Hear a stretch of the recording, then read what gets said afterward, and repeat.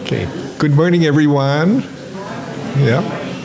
Welcome to our Buddha Day Hanamatsuri service this morning. My name is Gerald Matsuda, and I'll be your MC. We will begin the service with the ringing of the temple bell, or Kansho, that signifies the beginning of a temple service. It is a deep and sacred ritual steeped in ancient tradition. It is the calling of the people to come together to listen to the teachings or dharmas. The temple bell represents the gratitude and deep appreciation of the members, friends, and guests of the Windward Buddhist temple. Please sit quietly in your seats while it's being rung.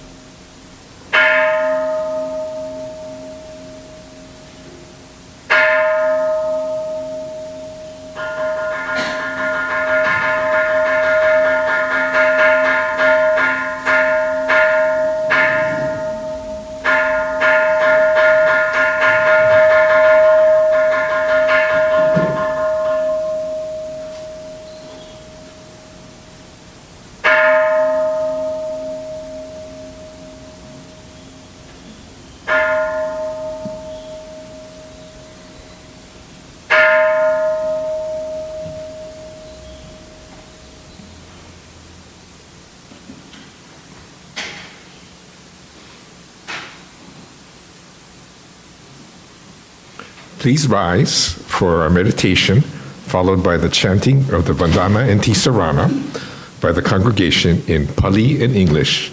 This is found in the red Jodo Shinshu book on page 7.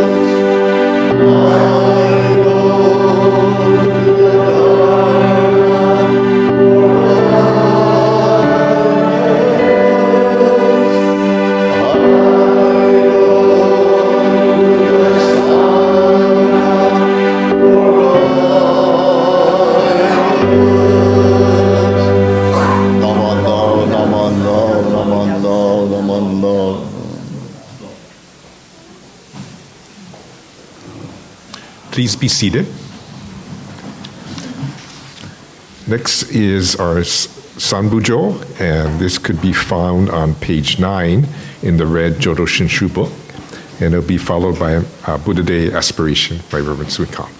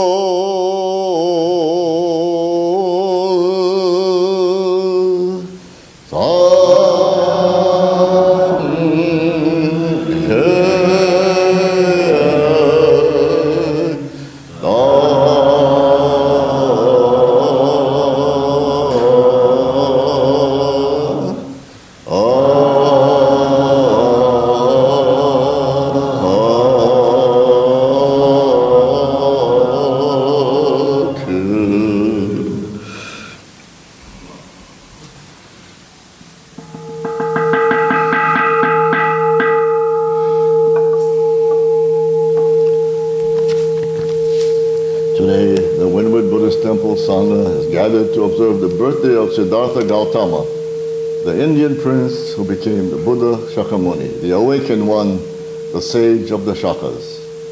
Siddhartha was born on the 8th day of April. Soon after his birth, flowers bloomed everywhere. A light, sweet rain fell upon the heavens to bathe the body of the newborn baby. In the same way, a special pavilion of flowers was constructed in a basin of sweet tea to bathe the image of the baby Siddhartha. Wonderful it is, the birth of those who are destined to awaken. Wonderful indeed is the Dharma that seeks to awaken all sentient beings. Namo Amida Butsu.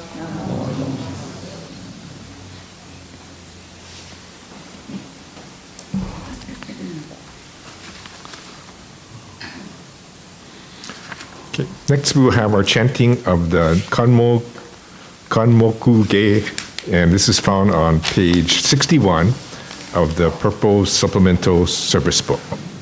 This will be done by everyone. Then we will start to pour the pouring of the tea on baby Buddha's statue.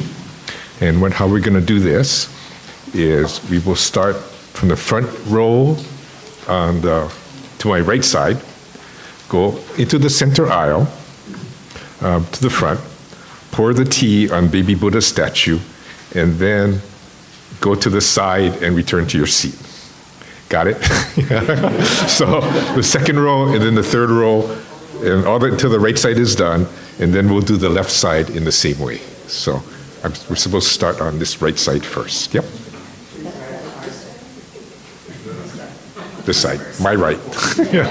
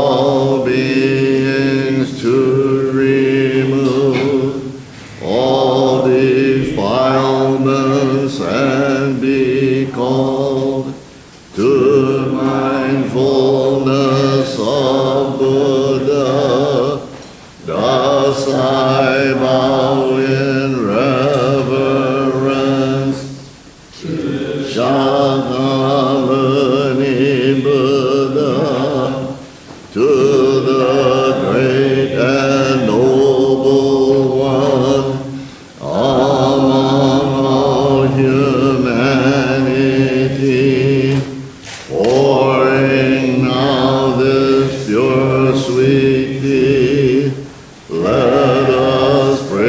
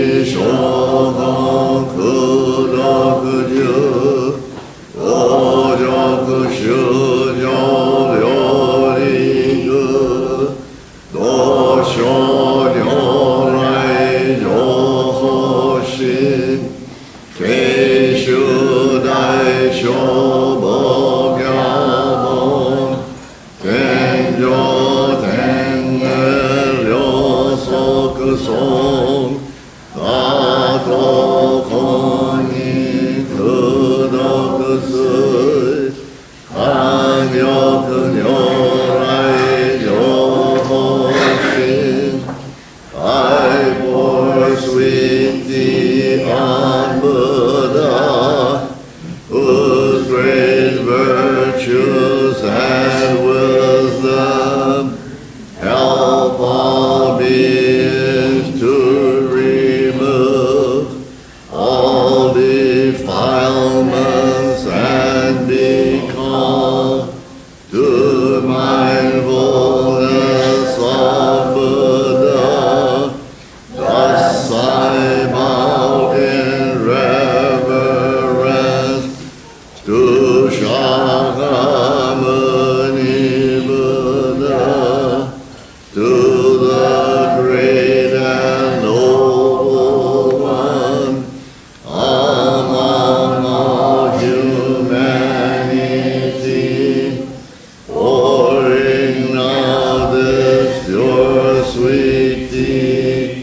Let us pray Shakyamuni, Buddha pure and virtuous, Kamon Kanmoku Shoryorai, Yoshi Shogon Kudokuju, Ojoku Shujo Ryoriku,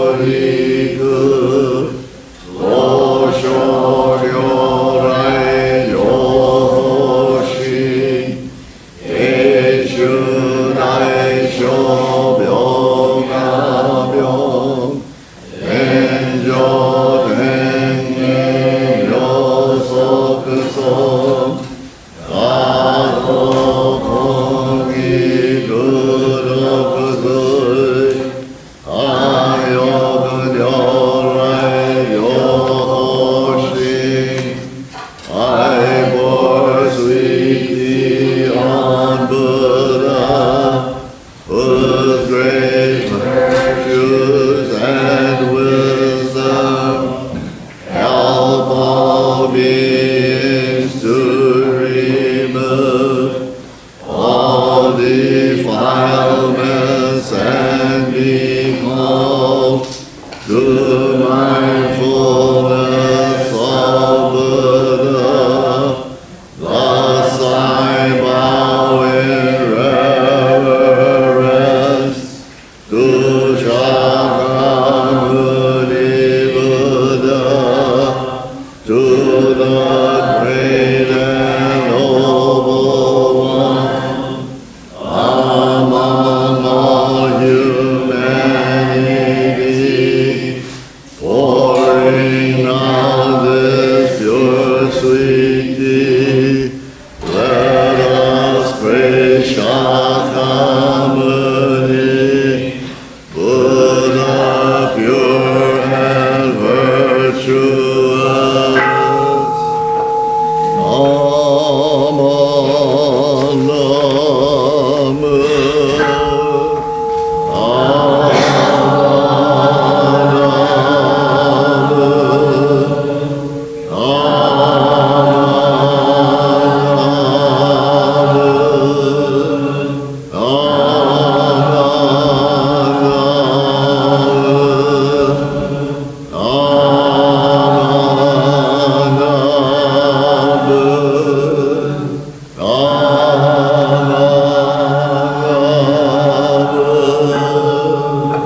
the virtue of Amida's vow is shared equally by all, together attain awakened mind. We are born in the land of peace.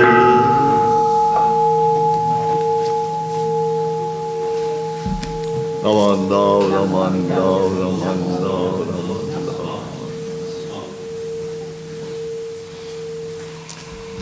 Please rise for our Gatha, excuse me, Happy Buddha Day.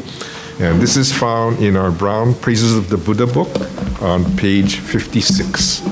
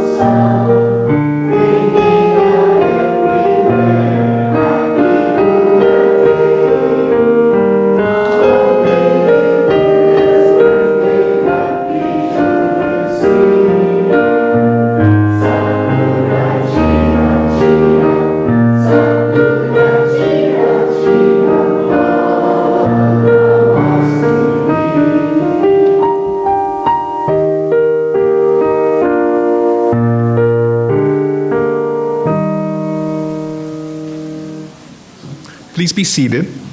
This morning, our Dharma message will be given by Reverend Bert Sumikawa. Too late.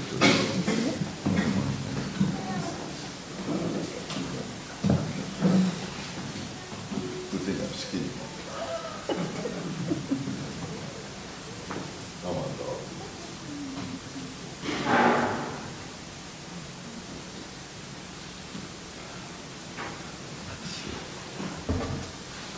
Well, good morning, everyone. Good morning. I think you remember me, right? It's been a while, but it's so good to be here again every once in a while. Anyway, I want to welcome all of you to this Hanamatsuri service here at the Windward Buddhist Temple. I know it's a challenge for you to come here every Sunday, and so it is a grateful heart that you're here today. It just proves that you're here with a sincere mind and a heart that's full of gratitude to Shinran Shonin's teaching. And so I certainly thank you with a sincere heart. Will you please join me by putting your hands together? We show our deepest reverence and respect to Shakyamuni Buddha, the founder of Buddhism, on this day of his glorious birth. May we all realize the meaning and purpose of his appearance in this world so that we may understand and believe in what he has taught. Namo Amida Butsu. Namo Amida. Well, last week we had a very nice but unique Dharma message that was delivered by our Reverend Chiko Nakade, the first woman minister of the Daifukuji Soto Zen Temple over in Kona. And she started out the usual way, talking her message, and then she started to sing. So I thought she was going to sing a few bars and then stop, but she sang the whole Dharma message. So I'm going to do that today. No, I'm just kidding.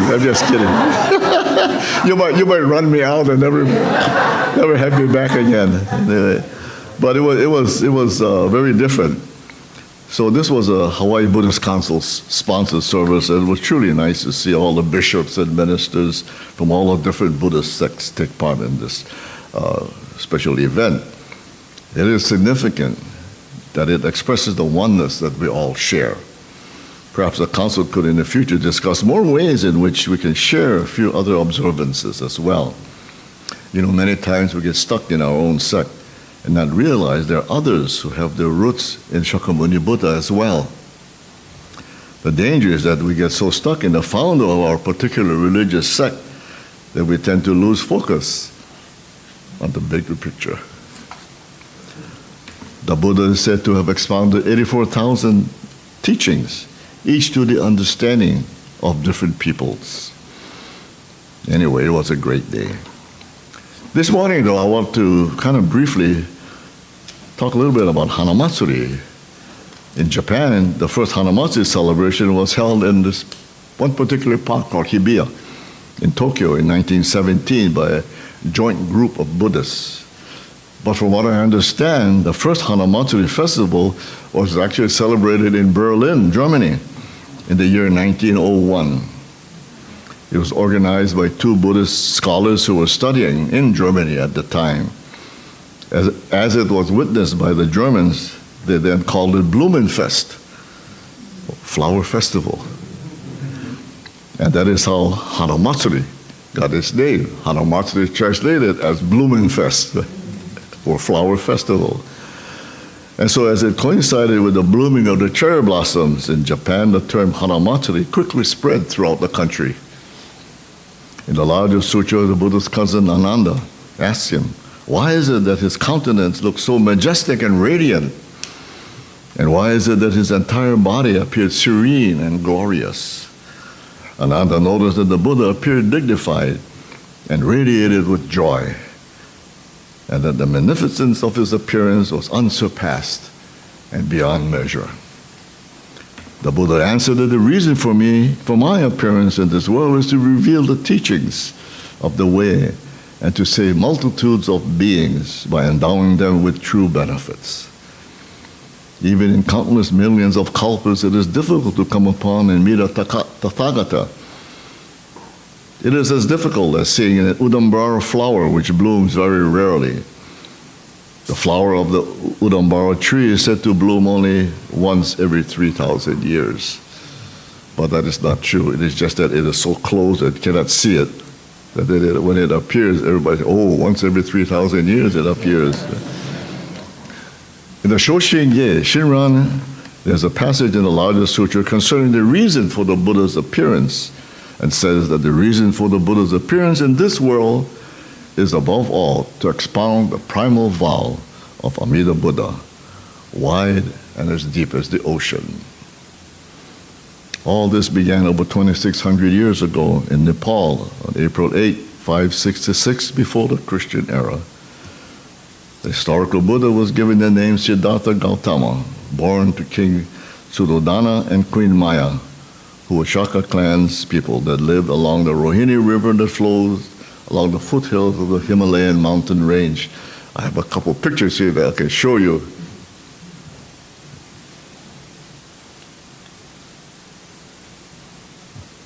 That's a Lumbini sign.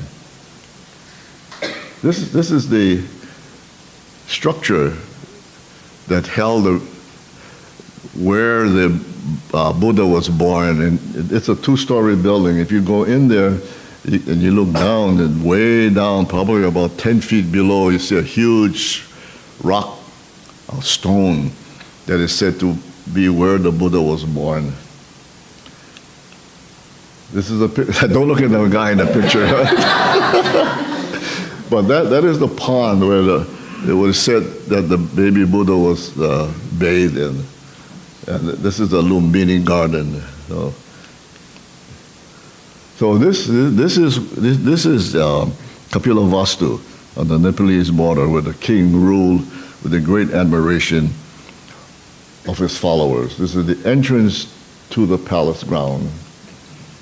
And this is the northern gate where the Buddha, when he was grown, 29 years of age, he left the palace, and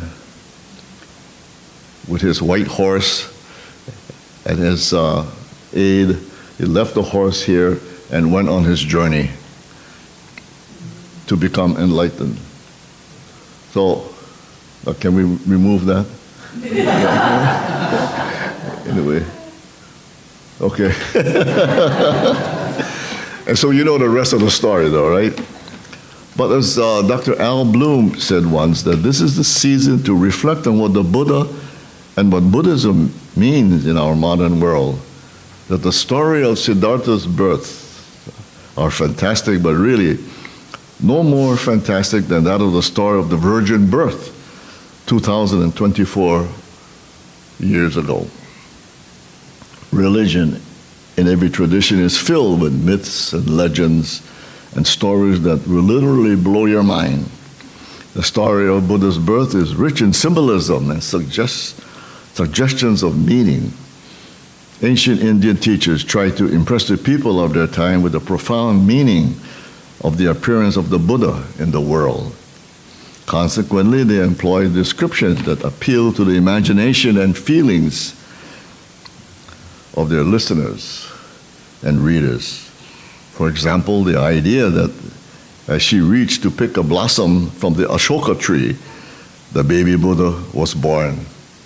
And at that moment, sweet rain fell upon the baby. While some people may take these stories literally, it does not seem to be the intention of Buddhism. Be that as it may, the stories do embody principles that may lead to spiritual understanding, and were composed as an educative means by grasping our imaginations to express how the appearance of the Buddha in the world impacted our lives. How do these stories have meaning for you? Hanamatsuri, as it developed in China and Japan, was as a spring festival, an occasion of beauty and joy and auspicious time in nature. Does that sound like Easter to you? The beautiful flowers beginning to bloom, the new sprouting of leaves on the deciduous trees, the birth of Bambi in the wild, bear cubs being born from their mother's long winter's nap, and so forth and so on. The prominent role of flowers in Buddhist imagery indicate that the ancient writers associated Buddhism with times of celebration, at times of joy and beauty.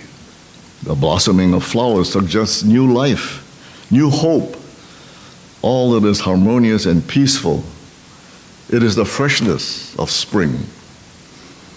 Undoubtedly, the people at that time, like our own, had their share of cares and anxieties, sufferings, and were bound by their daily humdrum of duties and the obligations of their positions in life, particularly in the Indian caste system that locked people into hereditary, fixed, and social roles.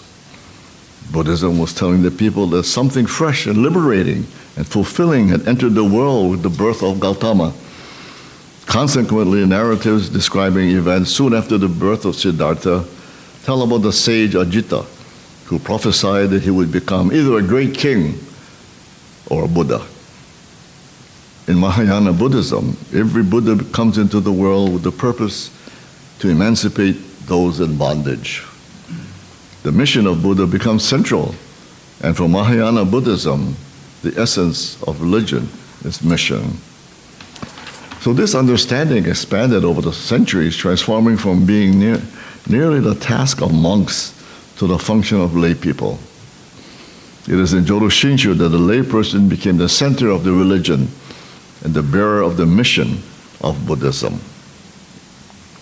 It is said that this transition in the role of the layperson receives vivid expression in Shinran's vision in the Rokakudo, where he meditated intensely for almost 100 days, during which time he saw the Bodhisattva Kannon in the form of a monk. Kannon announced to Shinran that he would become a woman whom Shinran would marry, and together they would adorn and enrich the world. He then took this as a commission to take this message to the masses. Remembering the words of Shantao, one of the 7 masters of the Hongwanji, teach others the faith that you have received. Shinran realized that rather than an indirect effort of transferring the merit of suffering humanity by chanting sutras, he had to deal directly with the people and enter directly into their lives. Shinran devoted his life to sharing this teaching with others through spoken and written words while living among the farmers of Japan. Several observations were made by Dr. Bloom about the contemporary meaning of Buddhism on the basis of Shinran's experience of the 2 visions that was illustrated. First as Rokakudo, and the second was chanting for suffering beings in the Tokyo area, the Kanto area. In contrast, in the context of Hanamatsuri, celebration of the Buddha's birthday. Number 1, the goal of Buddhism remains the same, that is to liberate people from the sufferings and to bring joy to their lives, to actualize the qualities of the Pure Land in this world. Buddhism at its deepest level is more a matter of how we live than how we die. If we learn to live meaningfully, we shall know how to die when it is necessary. If religion enhances this life, it will not do less in the next. But unfortunately, Buddhism has become associated with death in ways that reduces its deeper meaning for modern people. That, I might add, is the experience of many here in the Hongwanji, that Buddhism is a religion of funerals and memorial services and obong. The emphasis here should be on the living, how we lead this life, how we're ultimately interdependent on each other, and how we care for each other. A great example is an all-important Project Dana that was founded by Mrs. Shimeji Kanazawa of the Moiili Hongwanji Temple. The Buddhist mission is an ordinary family life. Shinran's marriage was unique for the Buddhism of his time. He and Isshinni had 6 children, and he saw his wife as the manifestation of the Bodhisattva of compassion. She in turn writes to their daughter that she saw Shinran in the same way. They both partnered in sharing the Dharma. The responsibility for sharing the Dharma is not merely that of a minister, but of all followers to experience and understand their faith. So there must be also an outreach to people. The figure of Shinran addressing the masses, together with his rejection of reciting the sutras to benefit people, indirectly shows the mission of Buddhism relates directly to the world and the life which we are living. Many people have become concerned about the decline of memberships and participation in the temples and virtually in all denominations and sects. And so concerted efforts should be made to reach out to the surrounding society as well. This decline can be reversed by recovering the sense of mission and outreach that is the heart of Mahayana Buddhism, and particularly distinctive of Shinran's life. We must see our own responsibility for this mission and constantly ask ourselves the question, how are we, through our Buddhist faith, enhancing, adorning the world in which we live? Does our Buddhism bring joy and life in the world? The Buddha declared that his followers were like lotus flowers in the world of humanity. It is our task to reveal the beauty of Buddhism within the context of our daily lives. And we discussed it many, many times in our Dharma messages as well. In this way, Buddha's birth, or Hanamatsuri, the festival of flowers, will not merely be an annual event, but an expression of meaning in our lives. We learn from the Buddha in order to change our own lives, and in order to do this, we need to put what we learn into practice and actually live the teachings.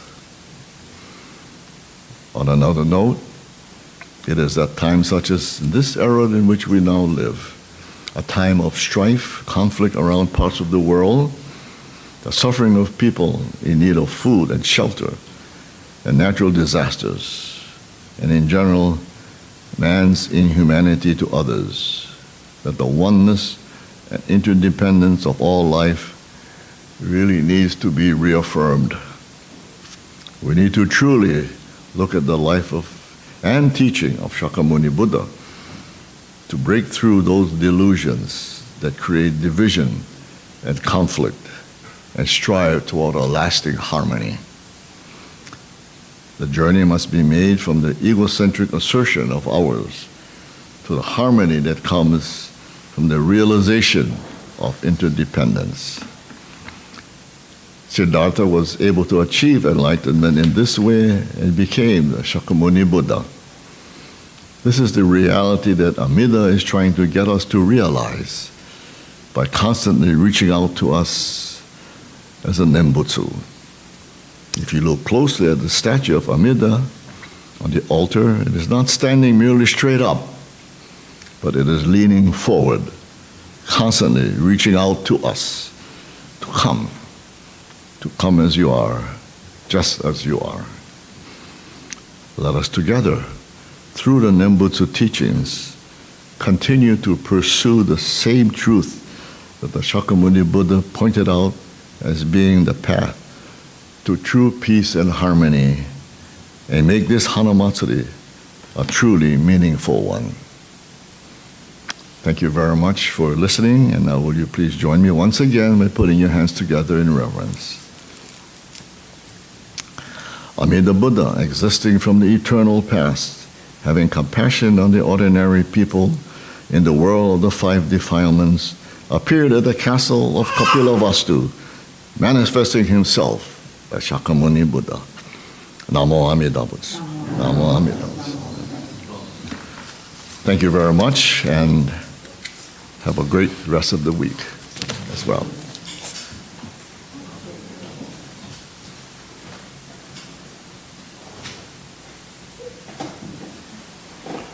Thank you very much, Reverend Bert. Will you all please rise for the Gatha Softly Blew the Breezes? And this is found in the Praises of the Buddha Brown Book, one more time, on page 151. And will you please continue to stand for a Nembutsu, which is found in the Red Jodo Shinshu book on page 135.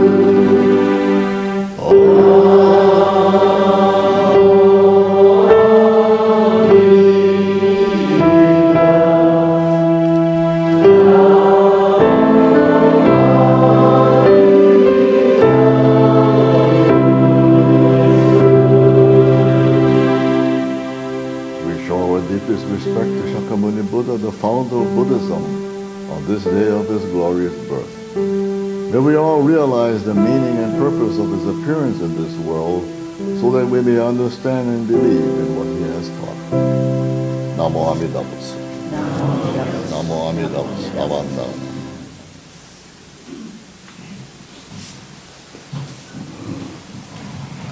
Please be seated.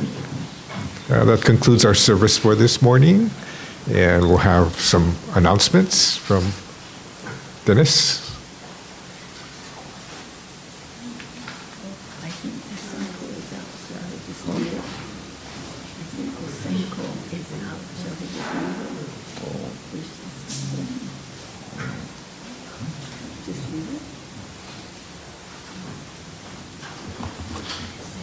Good morning, everyone.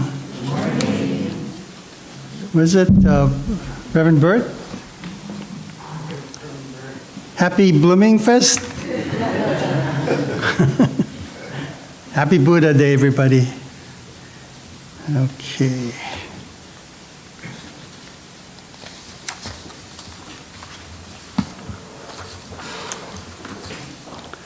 Okay, thank you, Reverend Bert, for your message.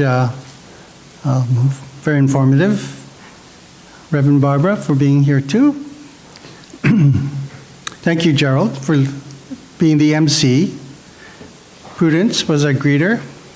Jan Kani rang the Kansho. Joy played the piano. And of course, Ryan is recording this service. We have a few guests. Is it Adriana? Hartley. Yeah, welcome. Thanks for coming.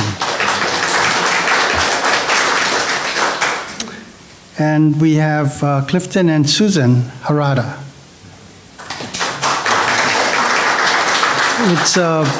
It's homecoming in 2 weeks, I guess. They're moved back from California. Clifton is originally from Honoka, 2 years younger than I am. Welcome. And Susan she grew up in Kailua. Right. So please say hi to our guests. And probably not needing introduction is our own Bishop Toshiyuki Umitani.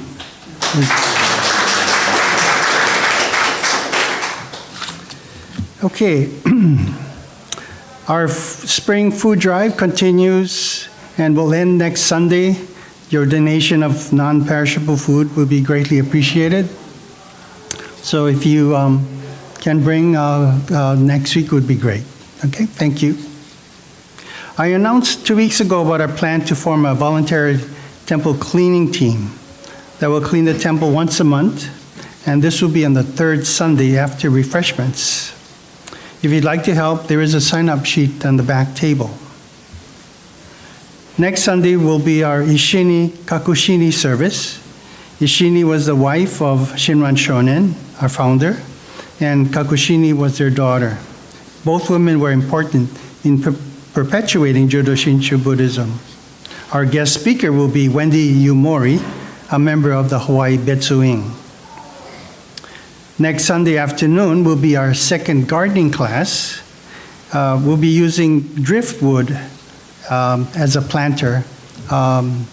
So those of you who don't have driftwood, Mats will bring cork, I guess natural cork, to use as a planter. Let's see. He indicated that we'll also be working with the anthurium plants. So some of you already signed up, but if you're still interested, let me know. Okay, if anyone is considering attending the Triple Celebration, which will be in September, we are offering scholarships to offset a portion of the registration fee. So if you are interested, please come and see me. Okay. Let's see. Prudence has a couple things to mention.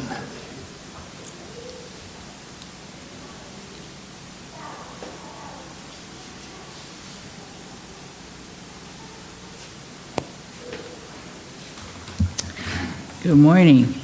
What I was going to mention is that every year we've been providing lunch for at least 50 to 55 houseless people in Kailua, and it's in conjunction with the YMCA and the Daybreak Church that's up the Pali Highway. And for the last 3 years, we choose April as our month.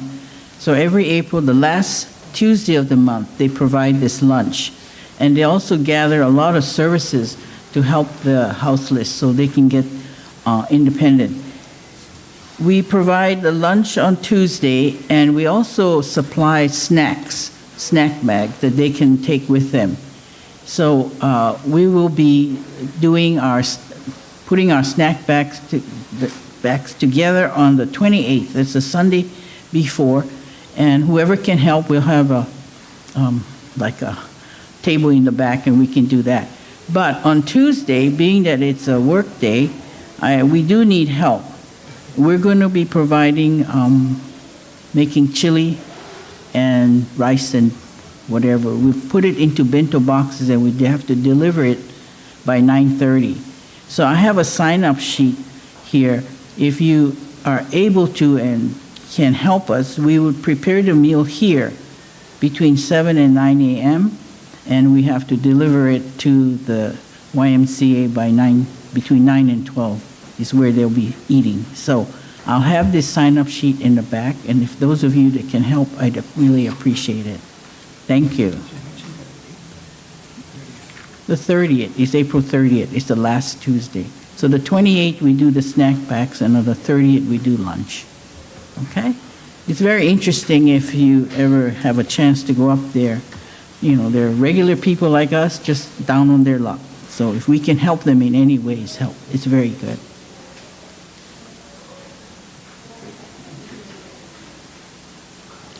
Yeah, that day is really special. There's various organizations, voluntary organizations within, actually, I guess, Kailua and in town that provide services for the homeless. They provide shower, they have a barber that comes, they have legal services, all these different things made available for homeless. So it's a great event for us to get involved with. Now, Cynthia has a couple things also.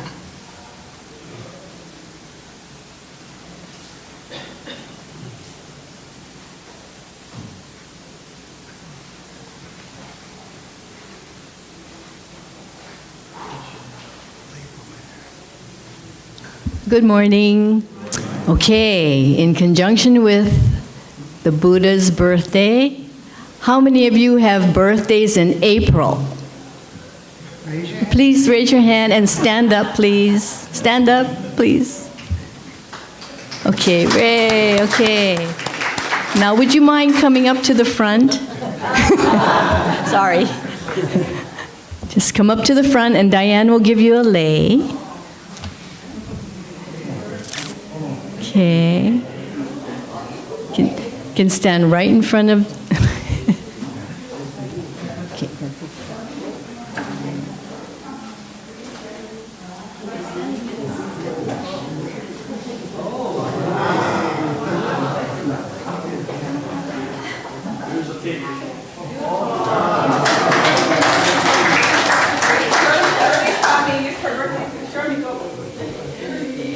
Come on, Shirley.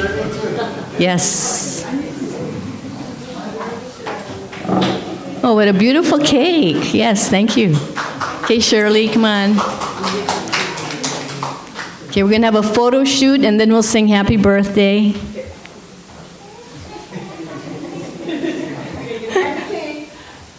Okay. Okay, photo shoot. Okay. Okay, cheese. Yeah. Okay, we're wait. Okay. Happy birthday to you. Happy birthday.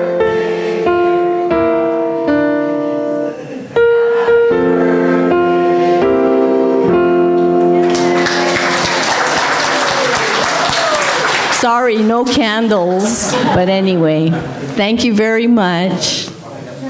We'll have the cake next door.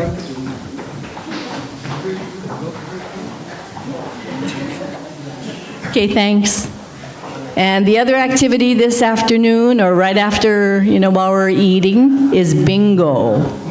And also a special lucky number drawing. So please hang around. Okay, thank you. Did everybody get the little ticket with a number on it? Okay, remember, I don't know if you were told, but the decorations for our, traditionally it would be called Hanamido, but several years now we decided to create more like a garden. So this is Lumbini Garden, where the baby Buddha was born. But rather than getting cut flowers and things that you would end up throwing away, we have fresh flowers, and we're going to be giving it away. So that's what the tickets are for. Okay, were there any other announcements? Okay, then it's time to have refreshments. Let's have words of thanksgiving, which can be found on page 126 of the Red Service Book.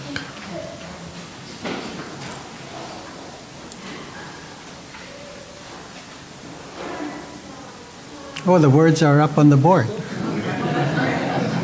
How advanced our technology has become.